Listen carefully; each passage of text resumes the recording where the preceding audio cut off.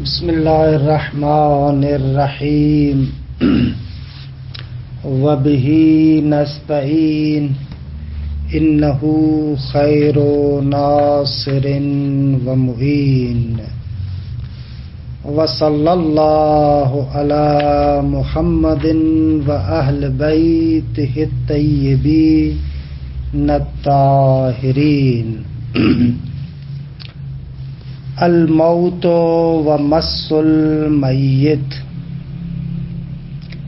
اذا حضرت الانسان الوفات فالمشہور وجوب توجیہہ الی القبلۃ کفایۃ بنحو لو جلس کان وجہہ الی القبلۃ. الحمدللہ کتاب طہارت کے اندر ہماری گفتگو احکام جنائز تک پہنچی ہے کہ مصنف یہاں پر موت اور میت کے حوالے سے جو احکامات ہیں ان کا تذکرہ فرما رہے ہیں.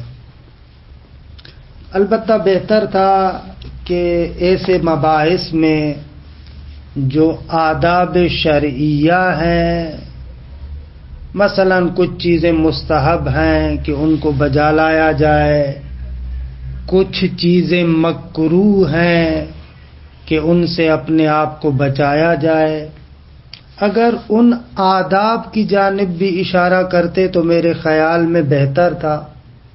لیکن بہرحال مصنف نے جو ضروری احکامات ہیں فقط ان کو ذکر کیا ہے، اور ہماری عادت ہے کہ ہر بحث کے اندر جو اس طریقے کے آداب ہیں ان کی جانب بھی اشارہ کرتے ہیں. تو یہاں پر بھی سب سے پہلے جو آداب احتضار ہیں میں ان کی جانب اشارہ کرتا ہوں، پھر مصنف کی عبارت کی طرف چلتے ہیں. ہر وہ مسلمان اور مومن کے جو جان کنی کے عالم میں ہے کہ اصطلاحاً اسے عالم احتضار کہتے ہیں، جان کنی کے عالم میں ہے، ابھی اس عالم سے رخ موڑ رہا ہے، دوسرے عالم کی طرف اس کی توجہ جا رہی ہے، منتقل ہو رہا ہے ادھر، ابھی بالکل مرا نہیں ہے لیکن جان کنی کے عالم میں ہے. یہاں پر شریعت نے کچھ آداب بیان کیے ہیں کہ ان آداب کا لحاظ کیا جائے. میں محقق حلی کی کتاب المختصر النافع سے وہ چند آداب ذکر کرتا ہوں. آپ کو یاد ہوگا کہ ہماری روش یہ ہے کہ آداب کو کسی پرانے قدیمی فقہی متون میں سے پڑھتے ہیں، یا مثلا تبصرۃ المتعلمین یا المختصر النافع، کہ تھوڑا آپ کا انس ان پرانے متون کے ساتھ بھی ہو. اگر ان دونوں کتابوں کو ہمارے اس فقہی مباحثے کے ساتھ ساتھ دیکھتے جائیں تو میرے خیال میں مفید ہوگا. آداب احتضار محقق حلی نے مختصر نافع میں اس طریقے سے لکھے: یستحب عند الاحتضار نقل المحتضر الی مصلاہ.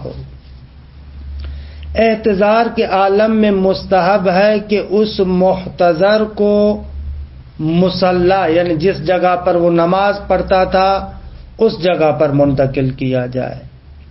وَتَلْقِينُهُ الشَّهَادَتَيْن، اور مستحب ہے کہ اسے شہادتین ریپیٹ کروائے جائیں، ان کی تعلیم دی جائے، اسے کہا جائے کہ تم بھی ہمارے ساتھ ساتھ کہتے رہو لا الہ الا اللہ محمد رسول اللہ، ان کلمات کو تم بھی ادا کرو. اور اسی طریقے سے والاقرار بالنبی والائمہ، پیغمبر اکرم صلی اللہ علیہ وآلہ وسلم اور ائمہ اطہار کی امامت کا اقرار پیغمبر اکرم کی نبوت کا اقرار وہ کروایا جائے. مثلا اسے کہیں ان محمدن نبی و علی امامی والحسن امامی تا ان کے آخری امام تک یہ اسے پڑھایا جائے. اور اسی طریقے سے وہ کلمات الفرج، جو کلمات فرج ہیں ان کی تلقین کروائی جائے، اسے کہا جائے ان کو پڑھو. کلمات فرج وہی مشہور جملات ہیں، لا الہ الا اللہ الحلیم الکریم، لا الہ الا اللہ العلی العظیم، سبحان اللہ رب السماوات السبع ورب الارضین السبع وما فیہن وما بینہن ورب العرش العظیم والحمد للہ رب العالمین. یہ کلمات فرج ہیں. اور اسی طریقے سے مستحب ہے وَأَن تُغْمَزَ عَيْنَاهُ، اگر وہ اس دنیا سے چلا جاتا ہے، مر جاتا ہے، تو پھر مستحب ہے کہ اس کی دونوں آنکھیں، ان آنکھوں کو بند کر دیا جائے. اور اسی طریقے سے وَيُطَبَّقْ فُوهُ، اور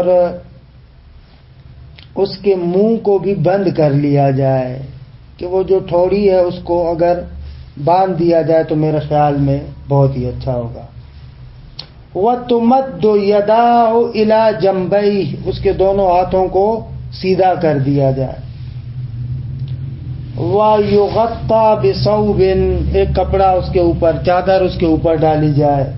وَأَن يُقْرَأَ عِندَهُ الْقُرْآنُ، اس کے پاس قرآن کی تلاوت کی جائے. وَيُسْرَجْ عِندَهُ إِن مَاتَ لَيْلًا، اگر رات کو انتقال ہوا ہے تو جس جگہ پر وہ جنازہ پڑا ہے وہاں پر چراغ روشن کرنا چاہیے. وَيُعْلَمُ الْمُؤْمِنُونَ بِمَوْتِهِ، اور اس کے مرنے کی مومنین کو اطلاع دی جائے. وَيُعَجَّلْ تَجْهِيزُهُ، اور تجہیز میں غسل و کفن و نماز و دفن کے اندر جلدی کی جائے. البتہ الا مع الاشتباہ، اگر شک ہو جائے کہ ابھی مرا ہے یا نہیں تو پھر اس صورت میں جائز نہیں ہے. یہ وہ چند آداب تھے کہ جو المختصر النافع سے آپ کے سامنے پیش کی. اب آتے ہیں خود صاحب کتاب کی طرف کہ جن احکامات کو وہ نقل کرتے ہیں ہم بھی ان کو عبارت میں پڑھتے جاتے ہیں اور ان کی توضیح اور وضاحت دیتے جاتے ہیں. یہ مطالب تقریباً روشن ہے. اذا حضرت الانسان الوفات، وہ تو آداب تھے جو میں نے پڑھے. ابھی کچھ چیزیں ایسی ہیں جو ضروری ہیں.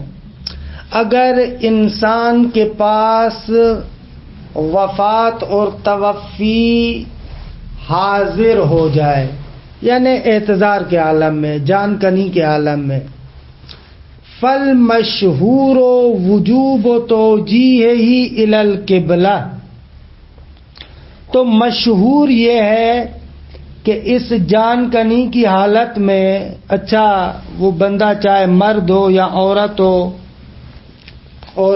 یا بڑا ہو یا چھوٹا ہو، حالانکہ اس کے لیے کہتے ہیں کہ پشت کے بل یوں لیٹانا چاہیے کہ اس کے پاؤں کے تلوے قبلہ رخ ہوں. یعنی فالمشہور وجوب توجیہہ الی القبلہ، اس کا رخ قبلے کی جانب ہو، البتہ اس طریقے سے کہ اس کے پاؤں کے تلوے اور اس کا چہرہ کعبۃ اللہ کی جانب ہو. البتہ یہ واجب ہے مشہور کے مطابق کفایتاً، واجب کفائی ہے. بنحو لو جلس کان وجہہ الی القبلہ، کہ اس توجیہ کے متعلق ہے، اس کو روب قبلہ اس طریقے سے لیٹائیں کہ اگر وہ بندہ بیٹھ جائے تو اس کا رخ کعبۃ اللہ کی جانب ہو. یہ وجوب کفائی ہے. اچھا، واجب کی ایک لحاظ سے دو قسمیں، یا واجب کفائی ہے یا واجب عینی ہے.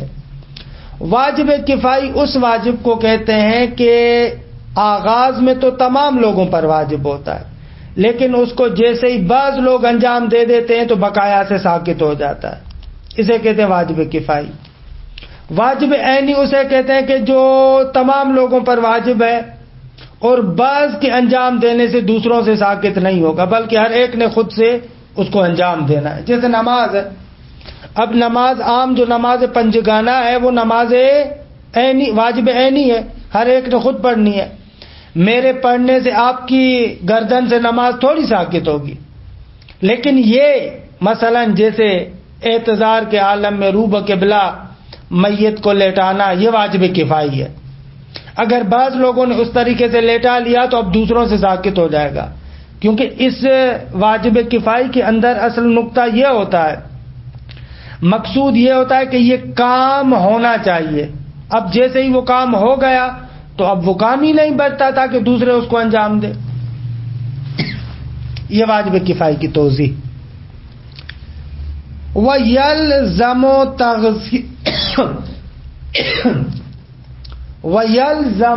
تَغْسِيلُهُ، اور لازم ہے کہ اس میت کو غسل دیا جائے.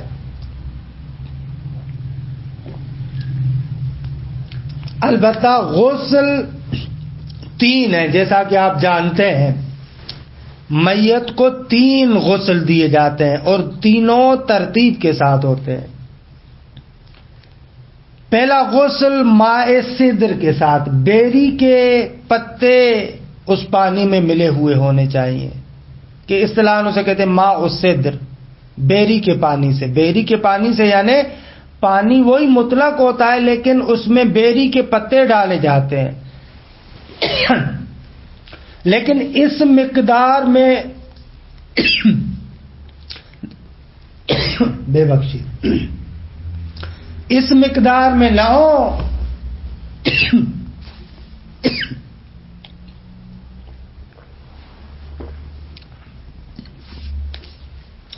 اس مقدار میں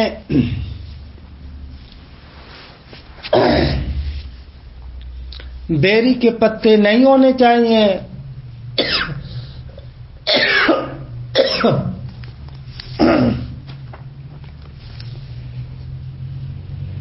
کہ اصلاً پانی مضاف ہو جائے نہ،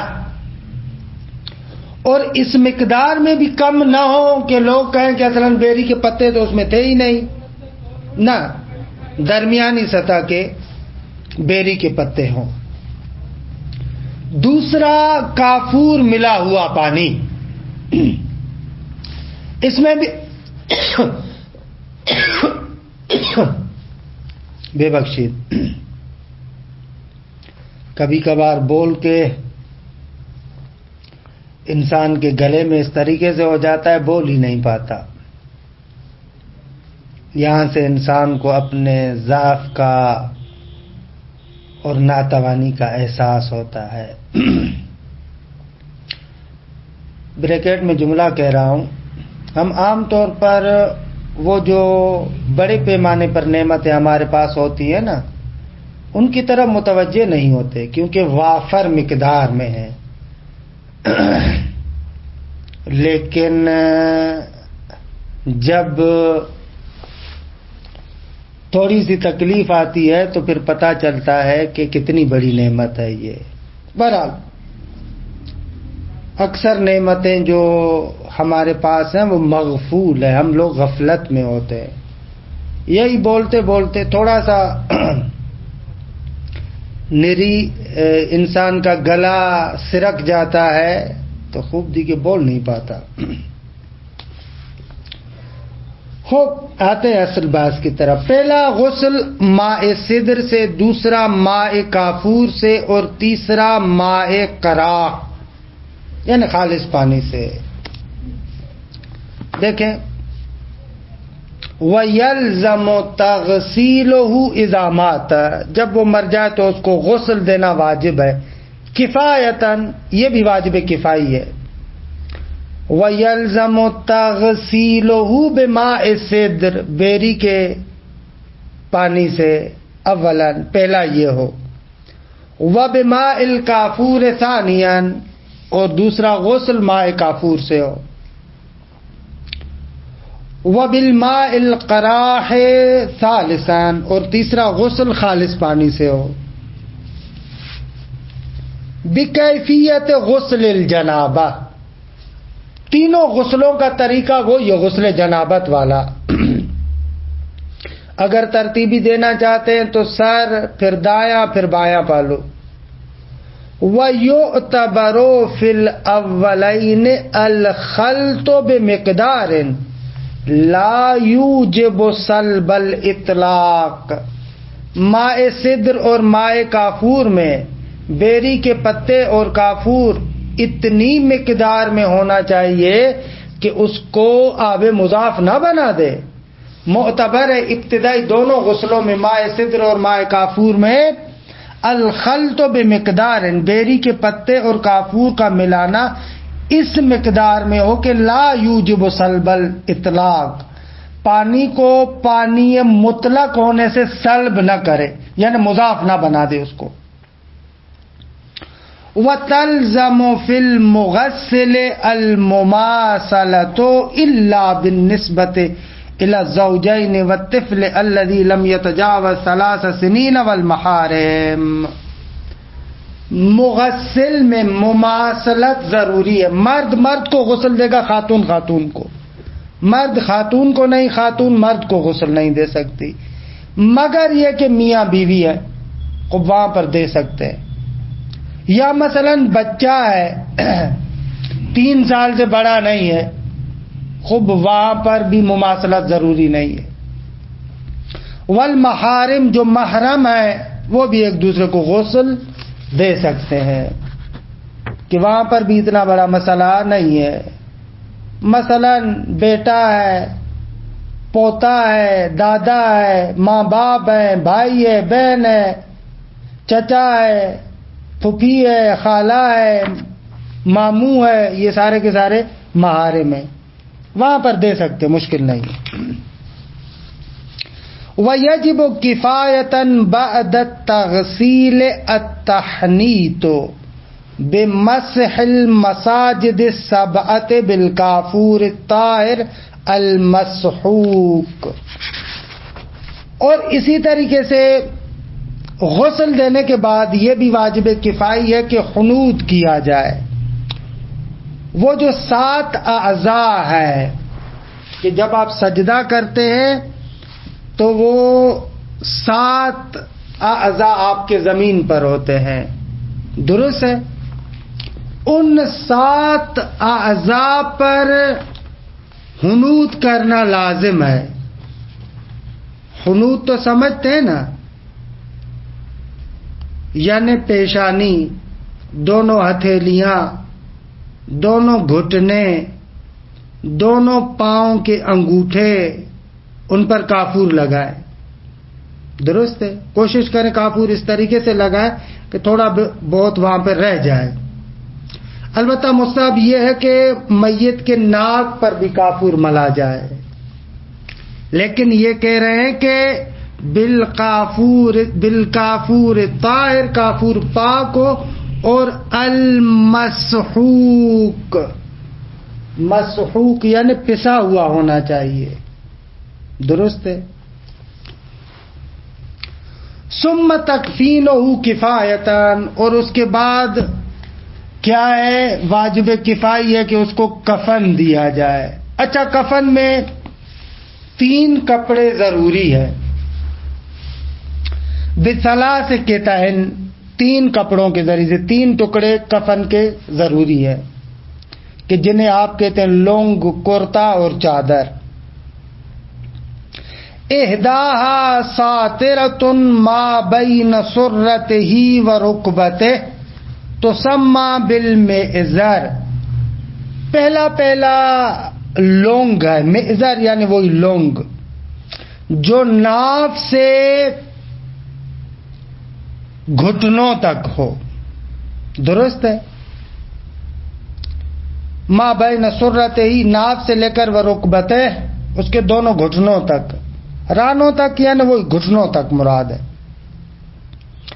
والاخری ما بین المنکبین الی نصف الساق تسمى بالقمیص، اور دوسرا جسے آپ قمیص یا کرتا کہتے ہیں. اچھا کرتے کے لیے کیا ہے؟ کرتے کے لیے کہتے ہیں کہ کندھوں کے سروں سے، کندھوں سے لے کر، یہ جو اس کے کندھے ہیں وہاں سے لے کر آدھی پنڈلی تک، جو پنڈلیاں ہیں ان کی آدھی پنڈلیوں تک اس کو ڈھانپ دے. نصف ساق یعنی آدھی پنڈلیاں، منکبین یعنی وہی کندھوں سے لے کر یہاں تک ہو. وثالثہ تغطی جمیع البدن، اور تیسری چیز کہ جو پورے بدن کو ڈھانپ دے، کہ جسے ازار بھی کہتے ہیں، وہ چادر بڑی. وتجب الصلاة علی المیت المسلم بعد تغسیلہ و تکفینہ، جب مسلمان میت کو آپ نے غسل کر دیا، کفن دے دیا، تو اس پر نماز پڑھنا واجب ہے. اذا کان عمرہ 6 سنین، جب اس کی عمر 6 سال ہو، 6 سال سے آگے جتنی عمر ہو واجب ہے اس کی نماز جنازہ. البتہ تجب الصلاۃ بالتکبیر 5، 5 تکبیروں کے ذریعے سے، کہ یؤتا بالشہادتین بعد الاولی، اللہ اکبر کہنے کے بعد آپ شہادتین کہیں گے. والصلاۃ علی النبی صلی اللہ علیہ وآلہ وسلم بعد الثانیہ، دوسری تکبیر کے بعد پیغمبر پر آپ صلوات پڑھیں گے.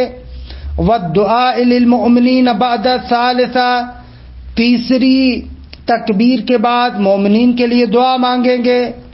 والدعاء للمیت بعد الرابعہ، چوتھی تکبیر کے بعد میت کے بارے میں دعا مانگیں گے. ثم یکبر الخامسہ وینصرف، پھر 5ویں تکبیر لگائیں گے اور ختم کریں گے بات کو.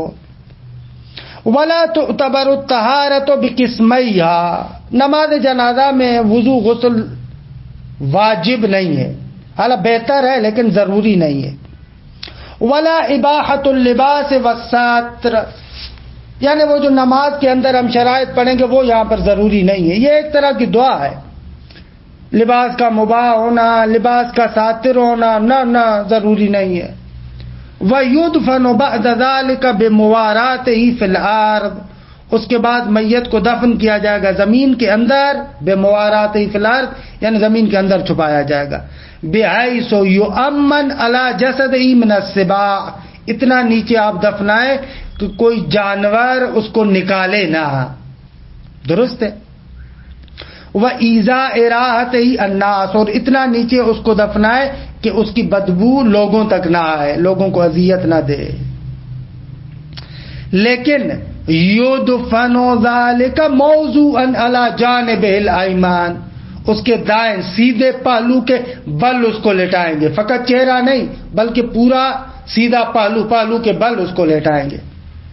موجہن بھی الی القبلہ، اس کا رخ قبلے کی طرف کرتے ہوئے. ومس المیت قبل تغسیلہ سبب لامرین، ختم. مس میت کا پھر ایک حکم بیان کرتے ہیں. اگر غسل دینے سے پہلے آپ نے میت کو چھوا ہے تو یہ چھونا 2 چیزوں کا سبب بنے گا. نجاست العضو الماس سے بشرط رطوبہ، اگر آپ کا ہاتھ گیلا ہے یا میت گیلا ہے اس صورت میں اگر آپ چھوتے ہیں تو آپ کا ہاتھ نجس ہو جائے گا. ووجوب الغسل اذا كان المس لمیت الانسان بعد برده، میت کے ٹھنڈے ہونے کے بعد اگر آپ نے میت کو چھوا ہے تو آپ پر غسل واجب ہو جائے گا، کہ اس کو غسل مس میت کہتے ہیں. یہ تقریباً احکامات ہیں جن کو ذکر کیا، اور مصنف پھر آہستہ آہستہ ان کے دلائل ذکر کریں گے کہ انشاءاللہ ان کو ہم کل سے ذکر کریں گے. وصلی اللہ علی محمد وآل